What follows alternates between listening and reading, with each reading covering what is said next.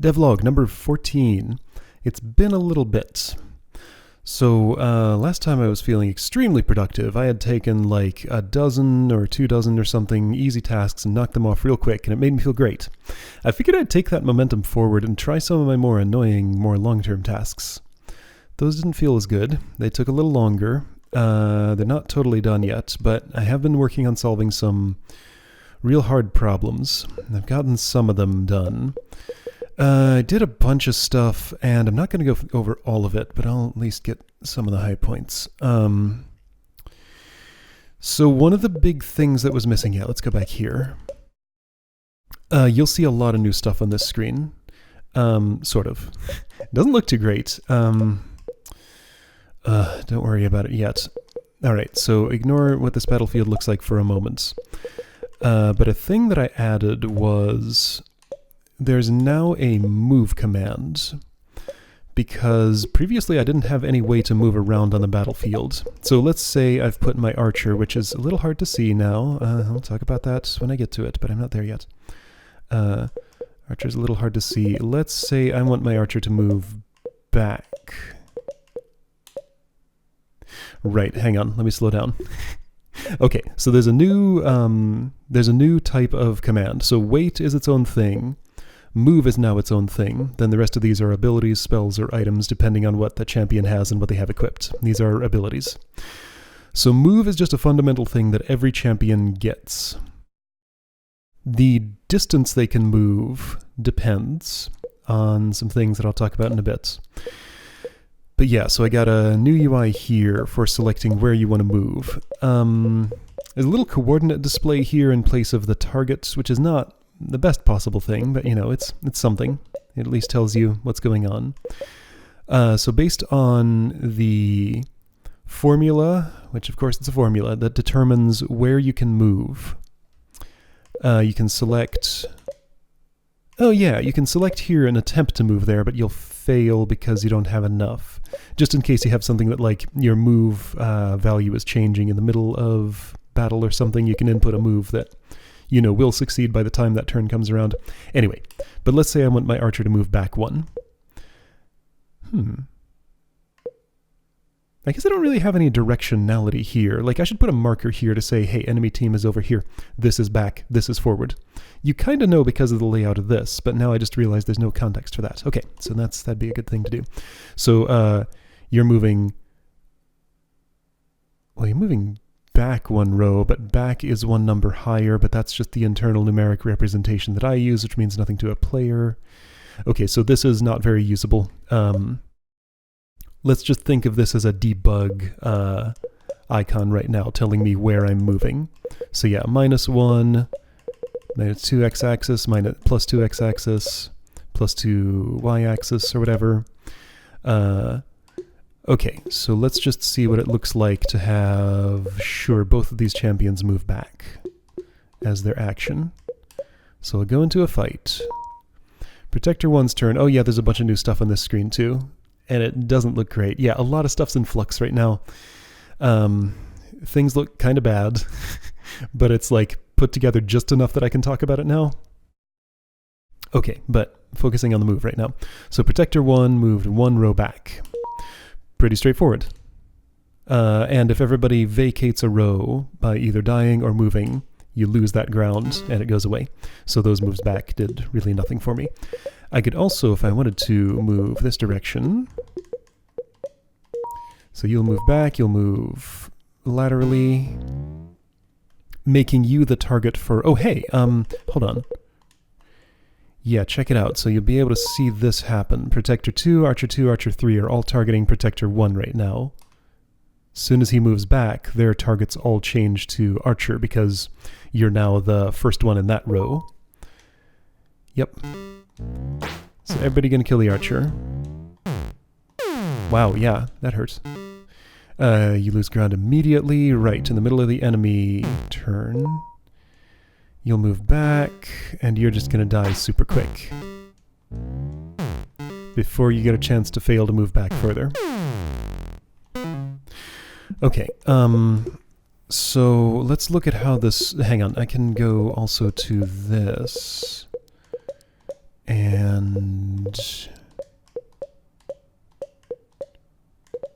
Yeah, that's the same. So the size of this grid is determined based on the size of the battlefield. So it's large enough to input a move all the way across your battlefield in any direction. So like if you are on this extreme side, you could go over here. If you're on this extreme side, at the time that this move goes off, you could go here. The other grid was larger because I was on a larger battlefield. That's the same size, that's the same size. Do I have any like irregularly shaped ones in here? Kinda. What will this look like? Okay, yeah, because there's no up-down movement. You can only go left and right. Why can't you? Why is this gray? Oh, that's a bug.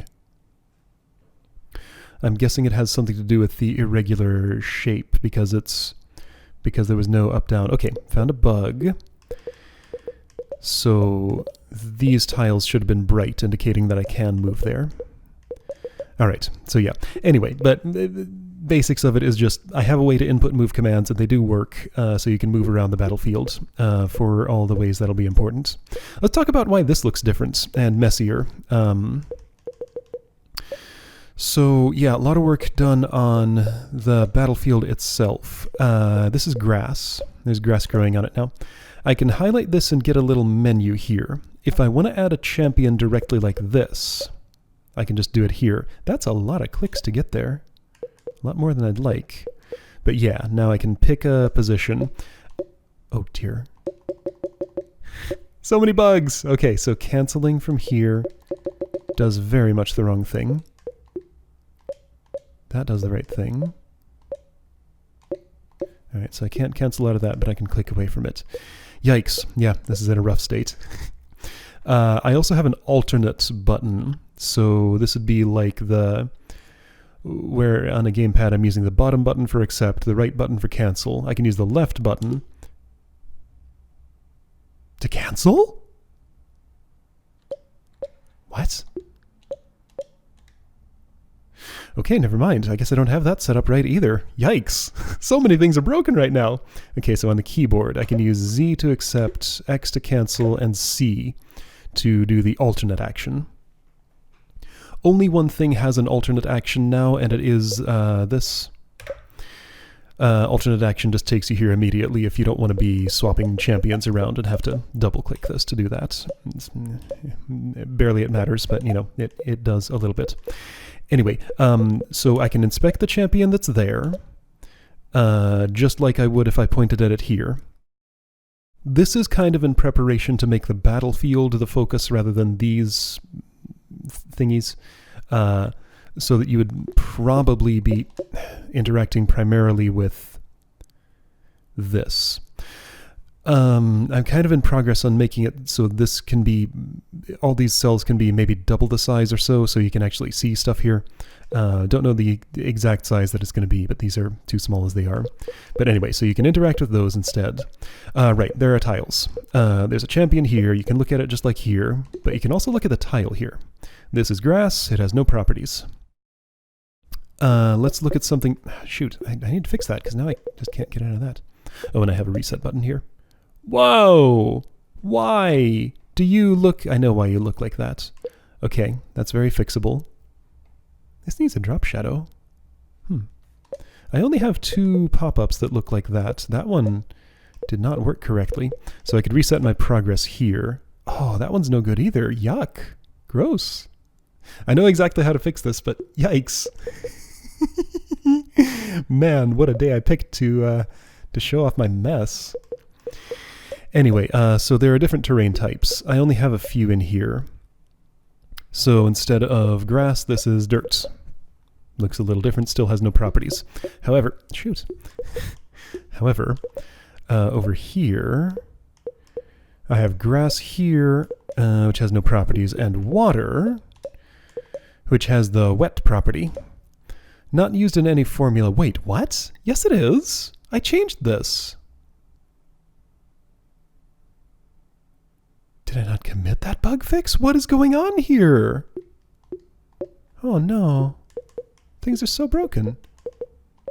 So, wait, mechanics. It was the air. Yeah, if target has wet property. So what it's supposed to do is show that if a champion is wet, then their air resistance goes down. Air being the element of lightning, lightning being, you know, if you're in water with impurities in it, then that's more conductive, so, you know, maybe you'll take more damage from lightning-y things. No properties. Add the warrior there. Properties wet. Used by air. Oh. That's interesting. So this one gets it. This one doesn't. Weird. Okay, it halfway works. Oh, what a mess. So here, mage. I'm going to put you there. You're going to just absorb a lot of hits. Let's do it the other way around. Let's actually... No, that's fine.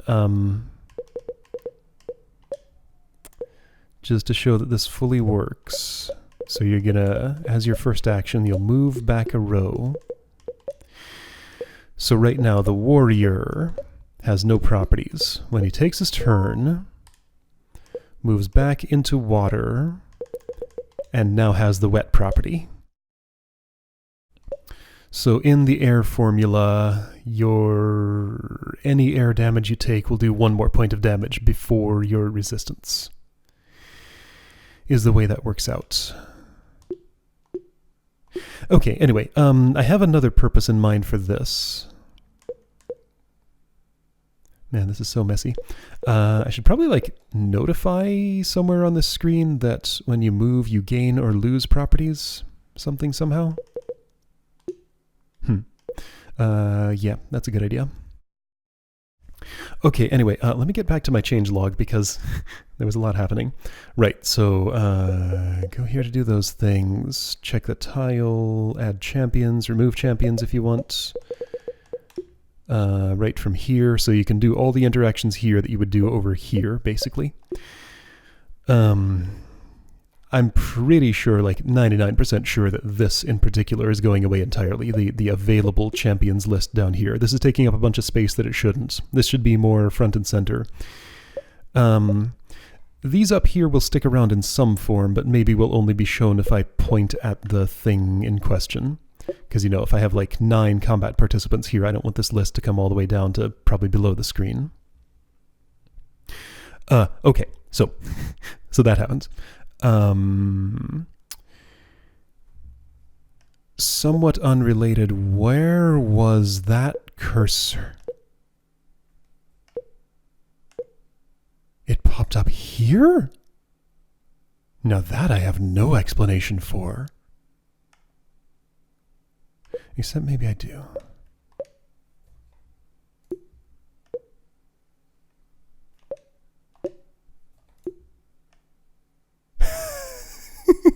Okay, figured it out. So I pointed this. I press gamepad accept. I cancel this with the mouse, thereby hiding the menu cursor because it's not shown when I'm using mouse input. Then I press left, which this is not wired to move my focus to any menu direction. So the cursor doesn't move, but this changes me back to gamepad input, showing the cursor, but it's still there for the pop-up that doesn't exist anymore. Oh man! So, game development's messy sometimes, by the way. A lot of things happen. Let's go to a solution. So, in order to accommodate more battle actions, because the action grid as it was just wasn't working for me, there is no longer a number of battle action slots that you have in your inventory. It's not a thing you can earn, it's not a thing you can gain, it's not a thing you can lose, not that it was before. Now in the encounter setup, you can add as many of these as you want, up to the hard limit of I think like 15 or something. This just grows dynamically. Yeah, that's the hard limit. 1, 2, 3, 4, 5, 6, 7, 8, 9, 10, 11, 12, 13, 14, 15, 16 is what it is. And even that, I think, is insufficient. I'm probably just going to have this be mostly unlimited and do some different way of doing this. But anyway, so what has changed here is I don't show the action grid because it was overflowing out of here when it was too large. So I just show the current action for the current champion, who's now highlighted like this. Same as down there. So yellow frame means you are the current actor for this turn. And your action is attack, imp. This maybe needs a background. That doesn't stand out very well. If I want to see what another champion is going to do next, I can still come in here and look at actions and see this. None of these have a complicated script or anything. They all just have one action, but this pointer shows me what the next one is going to be. And also you'd focus a little more on the turn order here, so I can see imp 1 is going to attack warrior. So like this is where that information exists. I didn't need it in two places on screen, especially since it wasn't going to fit in one of those places for a complicated battle script. I'm thinking at some point this will probably be something more than just like a list of instructions with one loop index. There will be conditionals of some sort. You know, if different battle states arise, then you'll want to take different actions. Kind of, maybe. I don't know. Still figuring that out. But this is an intermediate step along the way. A lot of intermediate stuff going on right now. So yeah, there's that. So I want to do something with the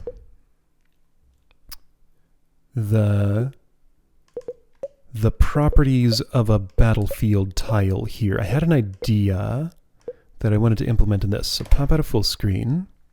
Give it a moment to catch up. I have my text editor open, right? I sure do. Not going to fix those bugs that are so tempting to fix right now, but I sure do have a lot of them. All right, I can close a lot of you. You are not needed currently. Not doing anything with visual effects. I haven't figured out what I want to do with those yet. There was the one thing of putting the particles into scenario data that's not done yet. What am I looking for? Showcase scenario.json, right there. A lot of you can go away. You go away. You go away. You go away. You can stay. You go away. You go away. So what has changed in this file? I've made some updates for the things that have changed. So the battlefield now, instead of just specifying that there are 3 rows of capacity 3 for the player and for the enemy, I now actually have a listing of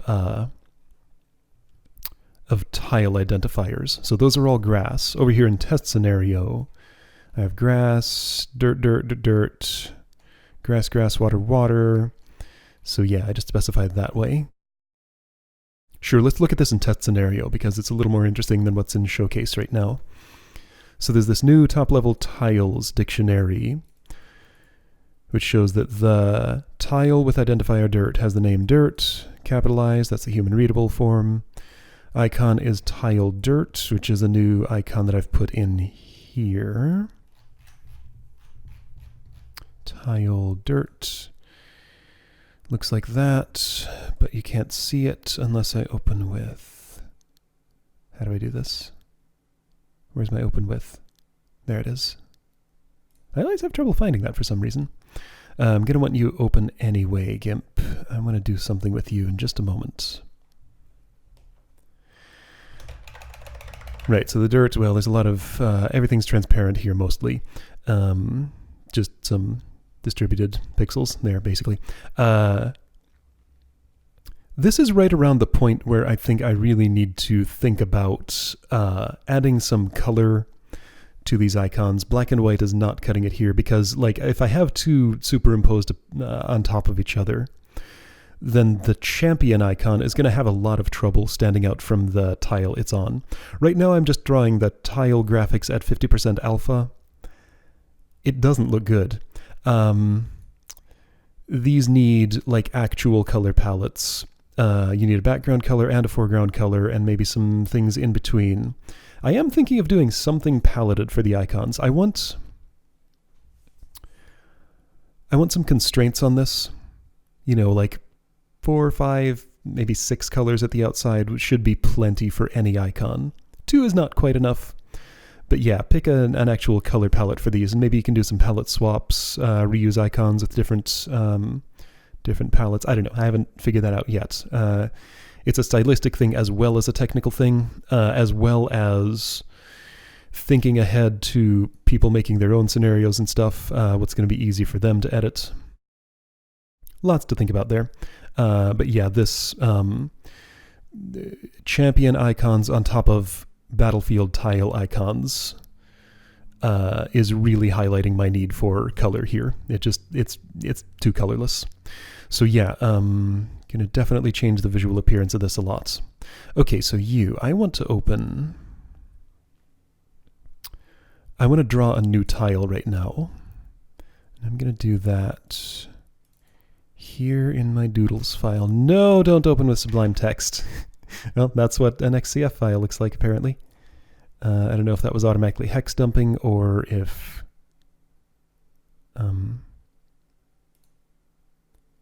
yes, do that. There we go. Or if that's actually what that looks like on the inside. Okay, right, so I've drawn out a lot of icons here. Here's where I put my tiles. So I'm just going to make a new one of these. This isn't going to be anything fancy. How fancy do I want to get with it? Not very, but I can get a little bit fancy. So I'm going to draw a circle. Not used to using this program on this platform. That's a terrible looking circle. Let's see. So what does a circle look like at that size? Not like that, apparently. There are other ways to draw circles. If I were to... I have plans for the circle.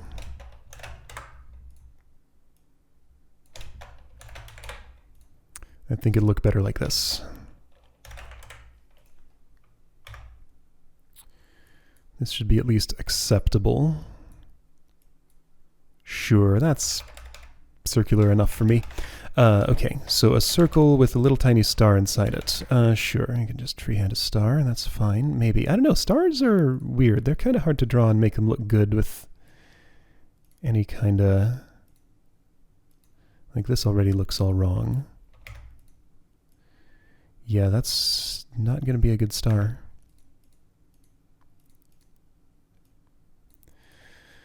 Oof. Yuck. That's terrible. I hate it. Would this help? A little bit. Not much, though. Okay, do I have like a small star here somewhere that I can just copy? Because I don't know, stars are just like weird. Here's a small star. Let's use one of these. Just borrow from another icon. Delete this gross thing. Oops, yeah, sure, paste there-ish. You took a piece of your neighbor with you. That's fine. Where's my eraser? What's my hotkey for that? Is it like Shift N? Where is the eraser here? Shift E. All right. Whoa. No. Pixel. What is all this? Full opacity. This is not erasing the way I want it to. Is it that? No, I just want to like actually erase.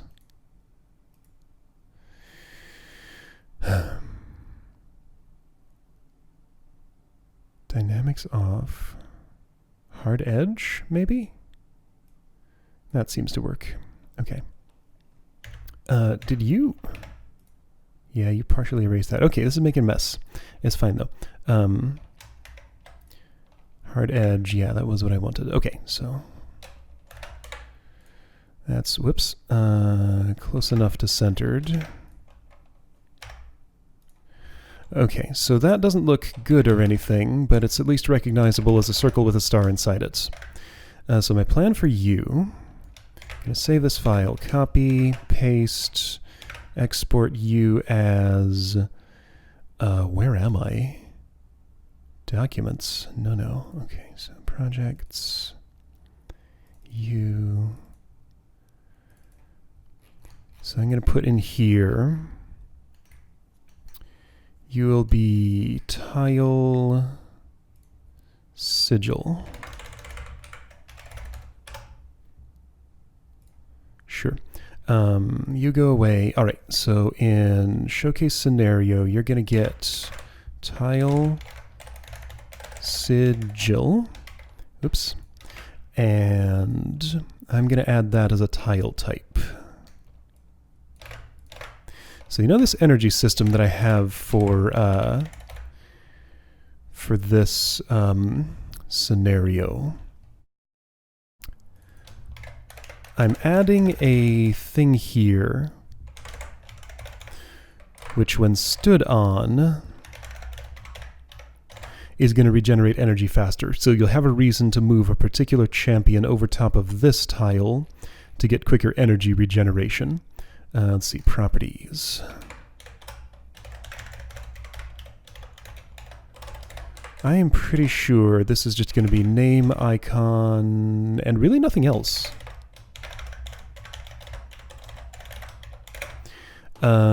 Do I have an appropriate icon for this already that I can just lift instead of having to draw a new one?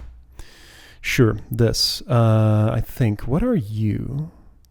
That's the power icon for power of a status effect. I could use that, but I think I have something that actually means energized here. Is that what this is supposed to be? That's what this is supposed to be. Do I have that in my... I drew a lot of icons. I'm not using all of them. What do I want here? But I keep them around for situations just like this. Is there an icon energized? Energy gain. Icon energy gain. Okay, it's tiny, but I can see that that's what that is. All right, so icon energy gain is what that's going to be.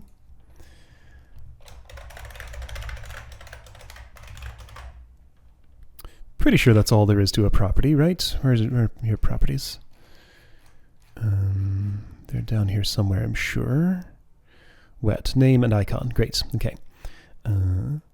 So you need icon energy gain. So then in the resource formula for energy, because I did change this change amount to a formula. Let's see, this is going to get more complicated. Okay, I have to remember my formula syntax. It's not so much syntax, but, you know, it sort of is. If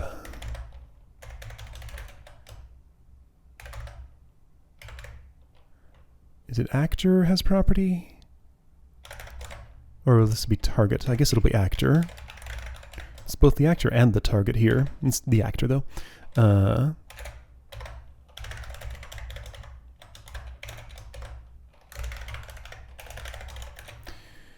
So if the left-hand side is energized equals right-hand side of const 1. This is very verbose, but there are reasons for that. Wait, hang on, okay. Just true. The true side of the branch is this. I don't need a false side. Let's have you regenerate super fast. So I'll add 2 more if you're on the sigil. And I think that should be everything I technically need here, right? Let's find out. Oh, I need to actually place a sigil on the battlefield.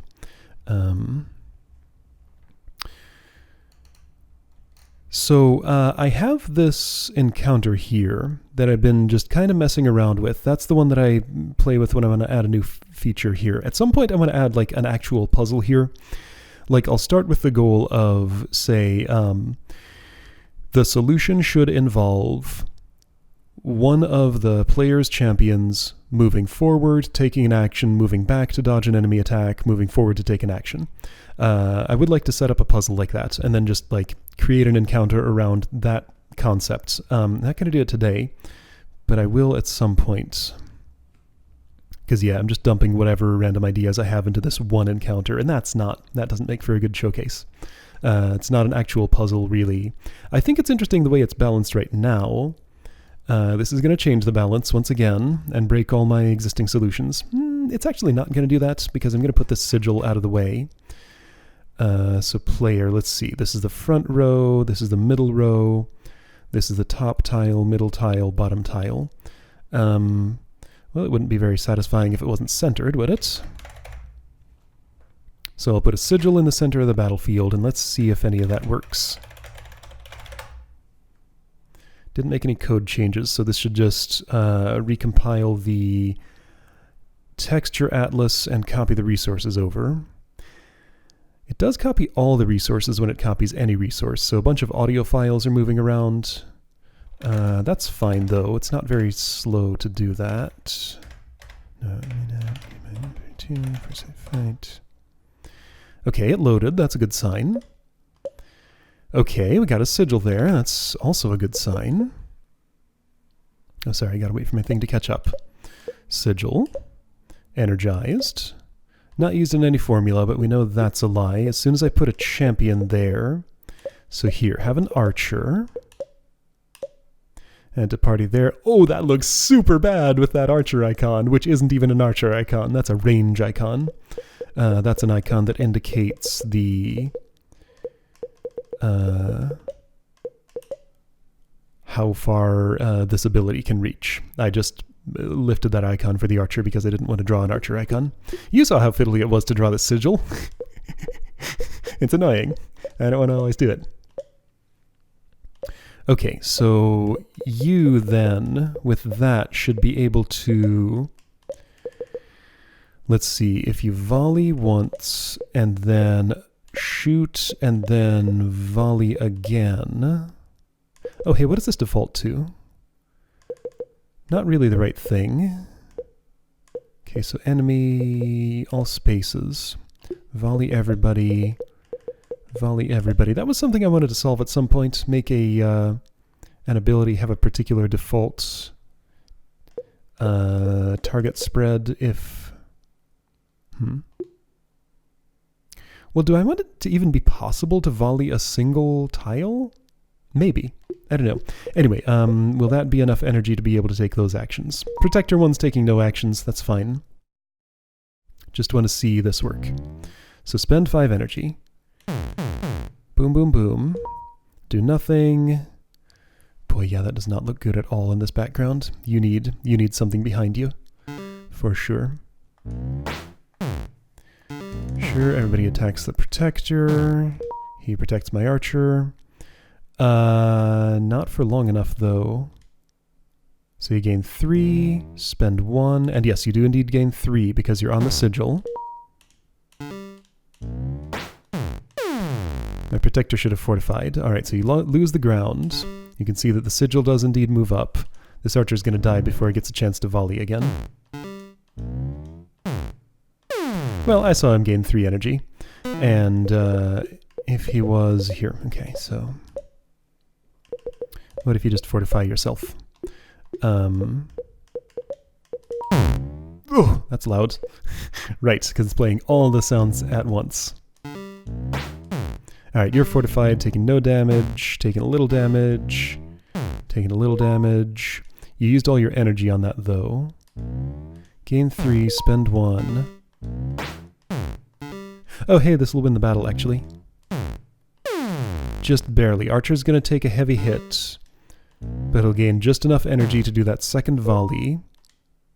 Gain 3 energy, yes. Kill that, kill that, kill that. Okay, there we go. This doesn't even fit on screen anymore. Alright, cool. So the sigil works. Just to demonstrate, if you're not on the sigil...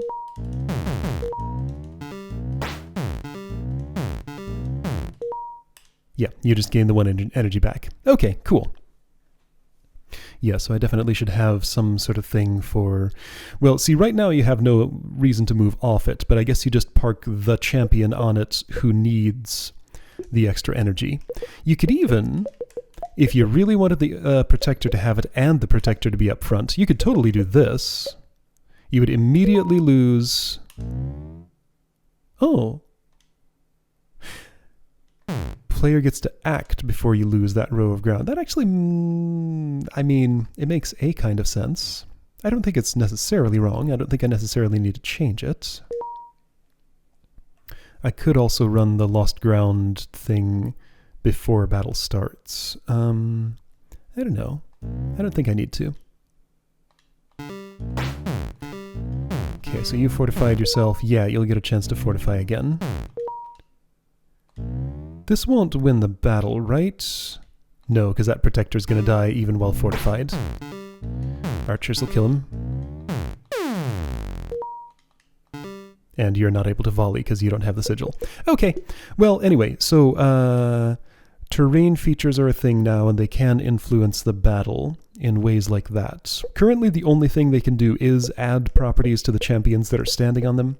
I'm not sure if they need to do more than that. That's probably sufficient, given that a property can do any arbitrary thing in any formula.